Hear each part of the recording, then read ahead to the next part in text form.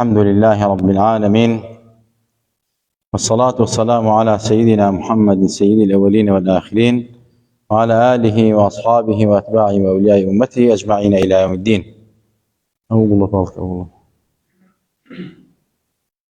لما جيسكي مبارك وبيروزاين مجلسي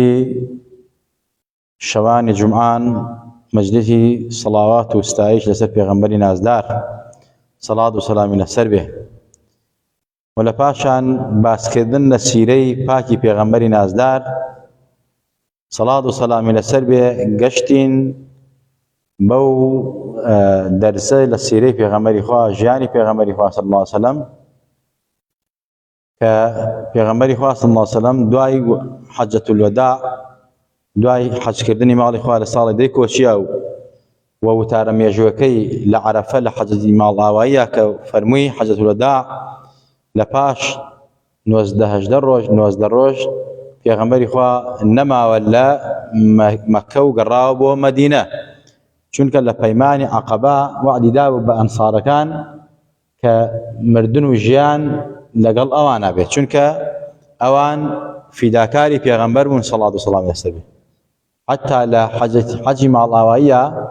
لفتح مكة لحج مع الآوائية اشتكي عن مود دروز بوان هسكيتر پیغمبري خواه صلاة والسلام عليه به ناقريتو بو مدينة والله پیغمبري خواه فاني وعدك وبأيوم داغ جيان لقل إيواي ومردنيش لقل إيواي ولناو إيواي بالفعل پیغمبري خواه لكوا وفاة ذكر هل ناشتيانو كشاري مدينة بيروز طيبة پیغمبری خواه که گراوه وتمان للرقا وتاركي ميجويدا برانبر بآلو بيت قصي كرد وفرمي آلو بيت من زور قولا بتايبت باسو تايبتي إمامي علي كرد حضرت علي كفرمي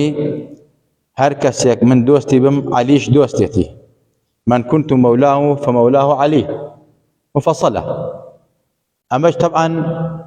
بدريجي باس ما كل جمعين رابردوها كأما قولي حضرت علي درقة كحضرت علي براسي كزاوي پیغمبري خواه وآموزاي پیغمبري خواه صلى الله عليه وسلم مالي پیغمبرها قورة بوا أم آل بيتي پیغمبري خواه صلى الله عليه وسلم أقرينو بوا حضرت فاطمة وحضرت علي فاي قورة درجان علي كأخواليان رازي به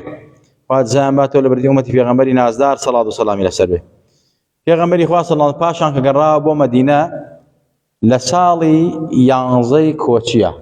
ایتر مانگی سفر کوتای مانگی سفر پیغمبری خواه صلی الله علیه و سلم نخوش کو بلان پیش نخوش کوتنی پیغمبری خواه صلی الله علیه و سلم سپایکی آماده کرد برو روم بسر کداتی اسامه کری زیدی حارس اسامه كري زيدي كري حارس كادي خوي زيدي كري حارس بزيدي كري محمد مشهور هو چونك كويلي پیغمبري خواه صلى الله عليه وسلم بلام دواتك آيات هذا خواروا كهمو كسك ودعوم لآبائهم همو كسك بناي باقي خوانو بانكرين كس تبنينك ومن على كسنك بناي خويوا اتو پیغمبري خواه فرميتو زيدي كري حارسيو وبيغمبر آزادي كردو بلام هميشه فداكاري پیغمبر صلى الله عليه وسلم حضرت زيد او بلا غزاير روما كبيغمبري خواه نادني حضرت زيد شهيد بو زيد كري حارس كاتي كبيغمبري خواه صلى الله عليه وسلم وكو تشاو ترسين كردني رومو كافر كايتر بلن براسي مسلمان هيز يعني قوتيان هي وشنجار هيز ان هذا سر روم ودفاع الى مسلمان ايمان دارن روم يستان هجوم كان يا فارس يستان هجوم كان بلان بيغمبري خواه صلى الله عليه وسلم في الشوقت بو پاراستنی حدود خوی سنوری خوی مسلمانان هیچ آماده کردووە جا بهمان شێوە کە گەڕا ولا حەجی ماڵاوایی پێغەمبەری خوا صلی الله علیه وسلم سوپایەکی نابە یەک و سوپایەکی 3000 نەفەری حەزەتی ئوسامەی کرد بە قائیدی جێشەکە حەزەتی ئوسامە تەمەنی 18 ساڵ بوو زۆرێک لە سەحابەکان ناڕازی بوون لە ئەنسار و لە مهاجرین هاتە نەقزونی پێغەمبەری خوا كان يا رسول الله تو من دالك هجد صالة كيتا قائدي أم جيشة كهيتش شارزايكي لا شرانية لقيادتانية أوهم الصحابة هي وحزي أبو بكر حزي عمر حزتي علي حزتي عثمان يا غمري إخوة طبعا نەخۆش بوو. ئیتر لە مانگی سەفەرە کۆتایی مانگی سەفەری ساڵی 11 کۆچی لەگەڵ ئامادەکردنی ئەم جێشە پێغەمبەری خوا صلی الله علیه وسلم نەخۆشین ڕووی تێ کرد، تاو ناڕەحەتی و گیان قورسێک ڕووی کردە پێغەمبەری خوا صلی الله علیه وسلم. پێغەمبەری خوا چوە سەر مینبەر وتاریدا فەرمووی خەڵکینە بەو نەخۆشیە. پێغەمبەری خوا فەرمووی هەمووتان زۆرێکتان بیستومە پێتان ناخۆشە کە من ئوسامەم کردو بە قایدی ئەم جێشە، دڵنیابن ئوسامە کە پیاوێکی لێ هاتوو نەبێ من نایکەم بە قایدی ئەم جێشە، وەکو باوکی لێ هاتووە و من خۆشم ئەوێت و باوکیم خۆش ئەوێت. بۆیە حتا سەحابەکان بانیان نەکرد لەمە دوایان و خۆشەویستی کوڕی خۆشەویست بە حەزرەتی ئوسامی کوڕی زەید، چونکە هەم باوکی خۆشەویستی پێغەمبەر بوو هەم خۆشی خۆشەویستی پێغەمبەر بوو صلی الله علیه وسلم. پێغەمبەری خوا فەرمووی واللهی من ئوسامەم خۆش ئەوێ و بە لێهاتوویشی ئەزانم، بە لێهاتووی نەزانم دای نانێم، بۆیە ئەبێ سەمع و تاعەتان هەبێ بۆی. ئەوە سەحابە لە دوای ئەوە مادەم ئەمری پێغەمبەری خوایە صلوات و سلام لەسەر یەکسەروتیان ئێمە یا ڕەسوڵ الله سەمیعنا وەئەطەعنا، کەسێک تۆ داینەی لێهاتوویش نەبێ لێهاتووە بێت، مادەم تۆ داوناوە ئێمە سەمع و تاعەمان بۆیە. زاتێک و حەزی ئەبوبەکر و حەزی عومەر و حەزی عوسمان و مەسەلە ئەو هەموو سەحابەی ئەنسار و مهاجرین لەژێر دەستی ئەم کوڕە گەنجا بوون. ئەمەش ئەوە ئەگەیەنێ هەر کەسێک لە هەر شوێنەکە توانا و لیاقەیەکی هەبێ، قووە و هێزێکی هەبێ لە هەر بوارێک لە بوارەکانە پێویستە دانرێت بۆ ئەویشە بۆ ئەو کارە. پێغەمبەری خوا صلی الله علیه وسلم زانی ئەم زاتە ئەتوانێت ڕۆڵ بینە دەور بێنێ حتا تۆڵەی باوکی بکاتەوە لە ڕۆم کاتێک کە شەیدان کردووە داینا. کەواتە ئەمەش لە پێغەمبەری خوا ئەبێ فێر بین کەسێک لیاقەی لە شتەکە هەبێ داینێن بۆ شتە، ئیمالی نەکەین، کەسێکی نەشارەزا نەزان نەخێنە شوێنی کەسێکی شارەزا و زانا و دانا. الحب ابن الحب، الحب طبعا نامرا بە خۆشەویستی کوڕی خۆشەویست. حتا حەزرەتی ئەبوبەکر لە دوای پێغەمبەری خوا کە ئەیبینی سەلامی لێ فەرموو السلام عليكم يا امير الجيش، بەم شێوازە سەلامی لێ کرد. بەهەرحاڵ پێغەمبەری خوا صلی الله عليه وسلم نەخۆش بوو. ئەوە بوو دوای ئەو وتارەی چەند ڕۆژێک پێغەمبەری خوا صلی الله عليه وسلم نەیتوانی بێتە دەرەوە. وتارەکەی لە ڕۆژی چوارشەممە پێشەکەی پێغەمبەری خوا صلی الله عليه وسلم. لە دوای ئەوەی تر پێغەمبەری خوا تاکەی قورس بوو، گیانی قورس بوو، حتا ئەفەن چەند جار تەشتە ئاویان ئەکرد مەسەلەی هەنا بە ساردەی کرد بەسەر پێغەمبەری خوا صلی الله عليه وسلم، حەزی عایشە و دایکی ماداران و ئەمانە بۆی تاکەیدا پێغەمبەر تاکەی دانێ بەجەمە تاکەی قورس بوو. چەند ڕۆژێک حەزرەتی ئەبوبەکر فەرمووی جارێ با سوپاکە بۆستێت تا ئەوەنە بزانی پێغەمبەری خوا چی بەسەر دێت. پێغەمبەری خوا فەرمووی هەموو جارێک کە چوون لای سەحابەکان ئەی فەرموو سوپاکە ڕێکەوت ڕۆشت، یەکسەر پێغەمبەری خوا هەواڵی سوپاکەیە پرسی. بۆیە لە ئاخر جارە پێغەمبەری خوا فەرمووی با سوپاک بکەوێتە ڕێ و بڕوا. ئیتر ئەوە بۆ سوپاکەوتە ڕێ کە دەرچێت لە مەدینە و بەرەو ڕۆم بڕوا. پێغەمبەری خوا صلی الله علیه و سلم لە ڕۆژی چوارشەممە بوو، لە بەیانەکەیە پێغەمبەری خوا صلی الله علیه و سلم توانی هەرچۆنێ بێ زەختی کرد لە خۆی هاتە ناو مزگەوت. حەزرەتی ئەبوبەکر ویستی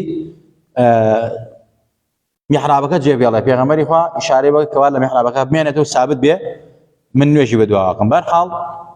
پێغەمبەری خوا صلی الله علیه و سلم لە دوای ئەوە هاتەوە ماڵ، ئیتر تاکەی قورستر بوو، ناڕەحەت بوو. پێغەمبەری نازدار سەڵات و سەلامی لەسەر بێ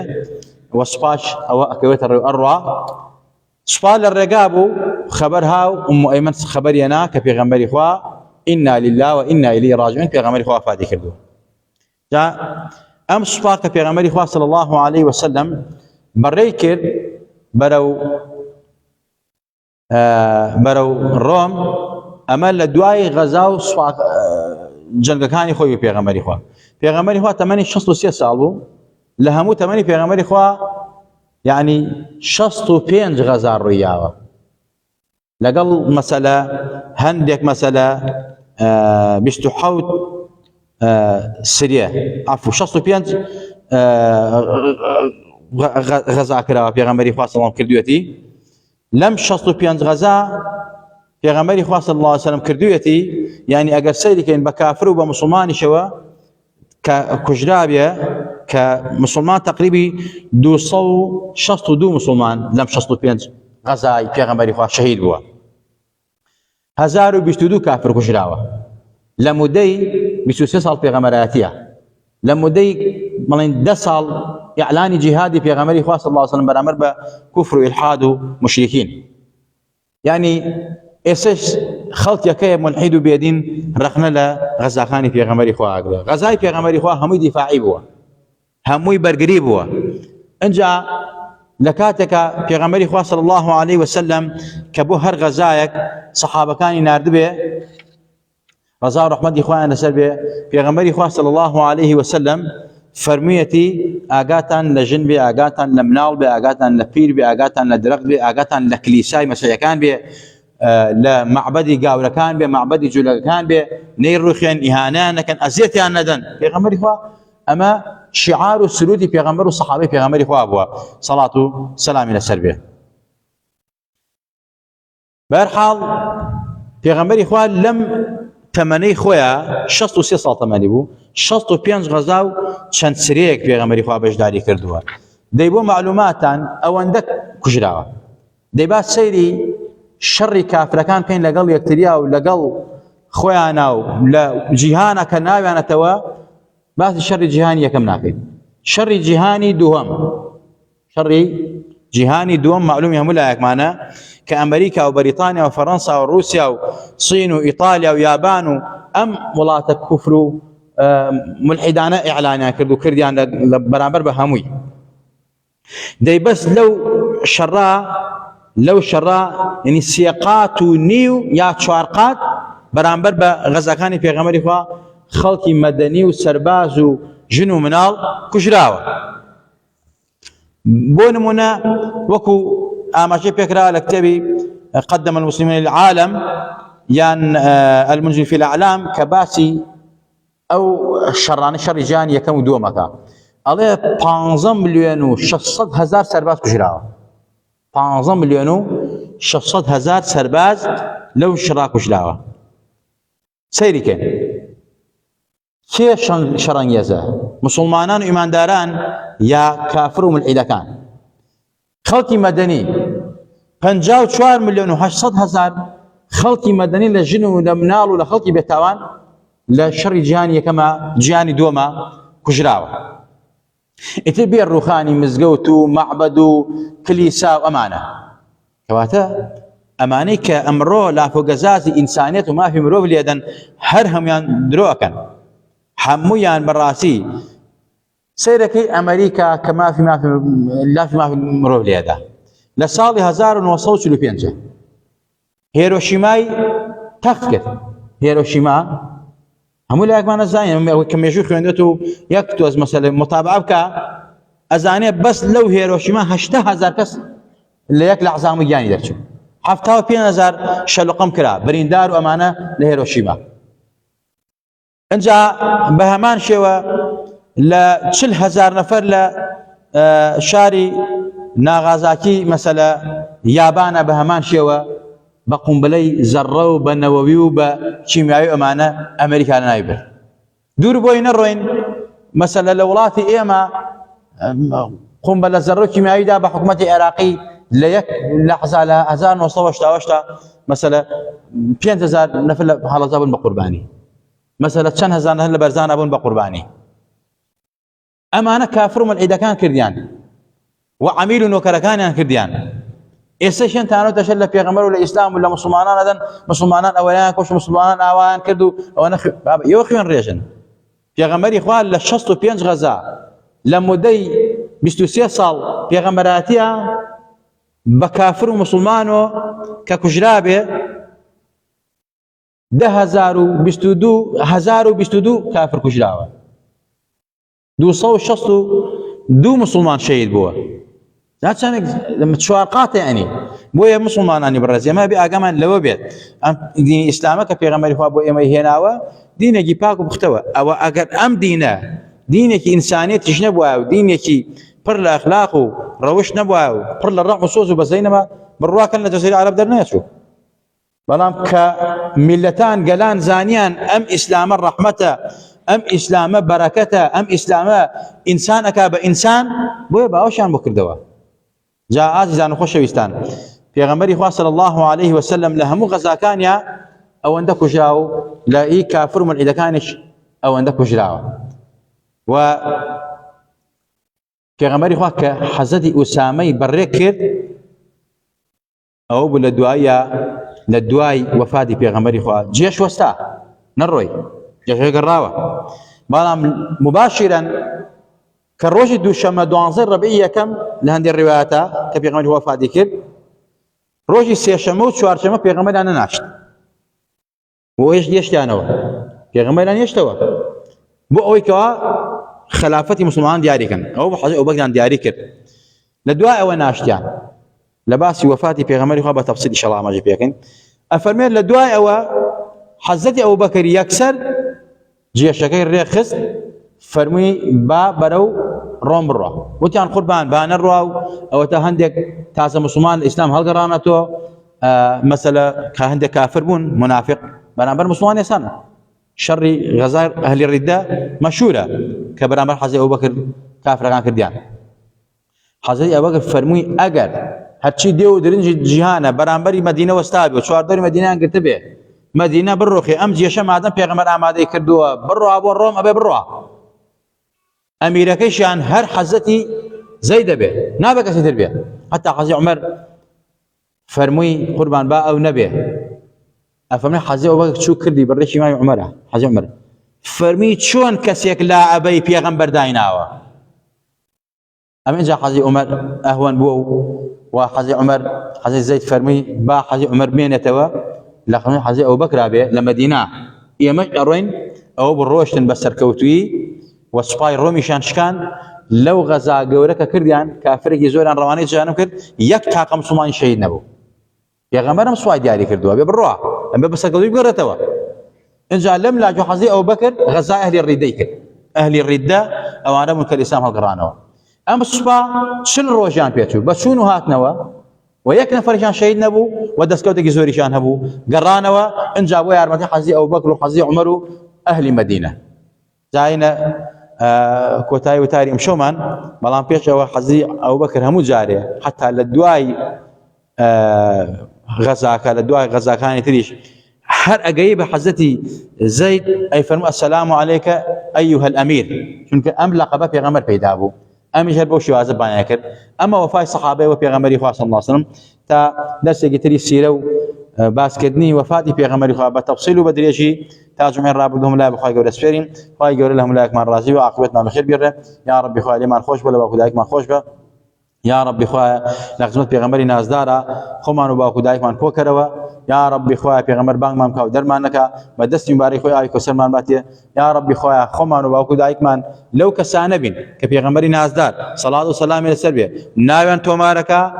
اهل الصلوات كصلوات انسى بيغمبري خوا داوا خويا لو انا بين بيغمبري خوا باهل الصلوات ما بزانيه والصلوات كامل قبولك ودعاء خير ما بوكا يا ربي خويا لدى بارم شفاء نخوش كان ما بي عاقبتي في كان ما خير بيري هدايه جنج كان ما بي ولاتنا قل من امان وهرزاني فرعيكي لا ما داي لقاتي وقراينا راحتي هركسك دوستي ولات معنا دوستي اجتماع معنا دوستي ملتي كرده يا ربي خويا جنب برقراري هركس دشمني دين واخلاق وخاك ولات اجتماع معنا اگر شاوي داد خويا دادي اگر شاوي دادني خويا تفرتوناكي لكل ما نجيتوا يا ربي خويا او دروسانا مان كوزان بمولاتي اماناته بمنشتواناته هم الرجا وشيء ولات ما تبارانا كان يا ربي خويا علينا قبولناك يا ربي خويا لدى بارينا وباسم عظمي خد في لاي مسلمان غزك يا ربي خويا رحمك يا ربي خويا سريان بس يهودي ملعونه يا ربي خويا بس جولكي ملعونه يا ربي خويا جولك جيش زوري هي خويك زوري هي بقوي خويا انازيد خويا يمج بدعاء انازين بتوا انازين پروردگارا لدى بارينا وجنود السرباز خد يارمتي اهل غزه ومجاهدين اهل غزه يا ربي خويا سنه خمسه يهودا يا ربي خويا لوتي يهود وامريكا وقاور بشكينا يا ربي خويا مسلمان سرخه بسريانا يا ربي خويا مسلمان يخا يا ربي خويا مسلمان يخا يا ربي خويا وحدتي مسلمان دروز بيه يا ربي خويا لدى بارينا رحم بهم جهان اسلامك يا ربي خويا جان هم جهان اسلامي لحكام ظالم وكافر ومشرك عمال يهود ونصارى باكر امين امين اقول قولي هذا واستغفر الله لي ولكم ولسائر المسلمين والسلام عليكم ورحمه